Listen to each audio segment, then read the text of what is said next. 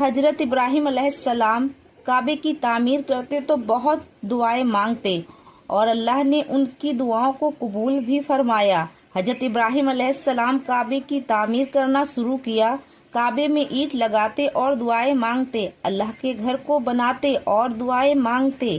اور کیا انداز تھا حضرت ابراہیم علیہ السلام کی دعا مانگنے کا، یہ طریقہ ہم سب کو بھی سیکھنی چاہیے۔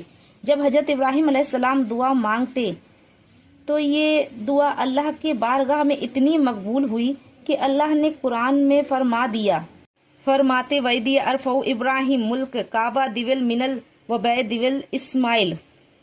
حضرت ابراہیم علیہ السلام اور اسماعیل علیہ السلام کعبے کی دیوار کو اٹھا رہے تھے اور کعبے کی بلندی کو بلند کر رہے تھے تو ابراہیم علیہ السلام یہ دعا پڑھتے تھے، ربنا تقبل منا۔ ابراہیم علیہ السلام یہ دعا پڑھتے تھے، یا اللہ یہ ہم سے قبول فرما لے، ہم نے کوشش کی ہے تیرا گھر بنانے کی، اللہ اسے تو قبول فرما لے۔ حضرت ابراہیم علیہ السلام کعبہ کی تعمیر کرتے اور اینٹ لگاتے جاتے اور دعائیں مانگتے جاتے، انکا انت سمیع العلیم، تو سننے والا بھی ہے اور جاننے والا بھی ہے۔ تو پھر اس کے ساتھ اور بھی دعائیں مانگتے۔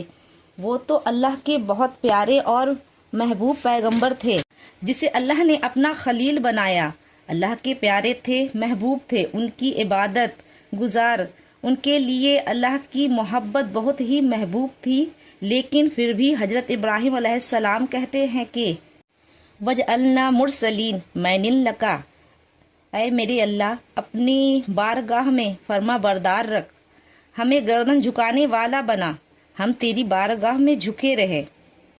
اور پھر کہتے ہیں وَتُبْ عَلَيْنَا، اور اپنی رحمت سے ہم پر رحم بھی فرما، کرم بھی کر دے۔ اللہ کے اتنے نیک پیغمبر تھے حضرت ابراہیم علیہ السلام، پھر بھی وہ دعا مانگ رہے ہیں اور کہتے ہیں ہمیں عبادت کے لائق بنا، ہمیں عبادت کرنے کا طریقہ بھی سکھا۔ اور دیکھے ان کی دعائیں کس طرح سے رنگ لائی، اور پھر فرماتے ہیں کہ انکا التواب الرحیم، بے شک تو توبہ قبول کرنے والا ہے اور بہت رحم کرنے والا ہے۔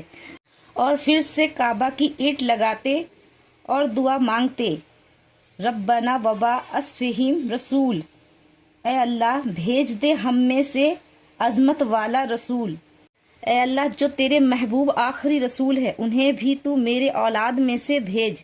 اور اللہ نے حضرت ابراہیم علیہ السلام کی دعاؤں کو قبول فرمایا، اور ہمارے پیارے نبی پاک صلی اللہ علیہ وسلم حضرت ابراہیم علیہ السلام کی نسلوں سے ہی پیدا ہوئے ہیں، اسی لیے اپنی نسلوں کے لیے دعائیں مانگے اور دعا کا دامن کبھی بھی مت چھوڑے، جیسی دعا ویسی قبولیت ہوتی ہے۔